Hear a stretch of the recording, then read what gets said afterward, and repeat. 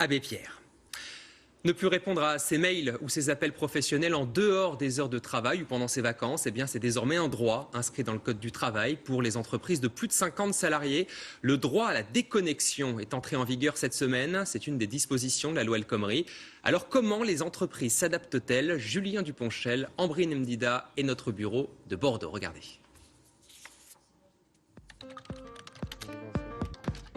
19h, fin de journée pour des millions de Français.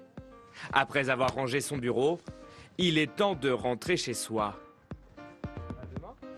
Mais pourtant, passer la porte de l'entreprise, le travail n'est jamais très loin. Désormais, ne pas décrocher son téléphone après le travail ne sera pas une faute. Depuis le 1er janvier, le droit à la déconnexion figure dans le Code du travail. Les entreprises de plus de 50 salariés doivent désormais négocier sur les modalités du droit à la déconnexion en vue d'assurer le respect des temps de repos et de congés ainsi que de la vie personnelle et familiale. Une première au monde, la France est le seul pays à avoir inscrit ce principe dans la loi. Ouais, ce serait bien parce que coupure, surtout ici, on voit qu'il y a plein de gens qui travaillent en dehors des heures de travail et à des horaires pas possibles. Et à des horaires pas possibles. Je préfère passer plus mes week-ends à faire autre chose qu'à penser au taf. Dans cette entreprise, le droit à la déconnexion est déjà en place. Une charte de bonne conduite a été éditée et affichée dans chaque service.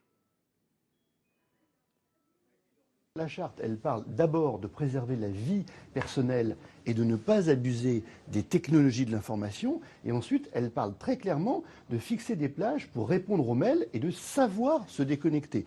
On ne peut pas être toujours dans l'urgence et dans le travail, ça ne marche pas. Et pour aider les entreprises à se déconnecter, cette start-up a inventé une application mobile. Le principe, bloquer les téléphones professionnels en dehors des heures de travail.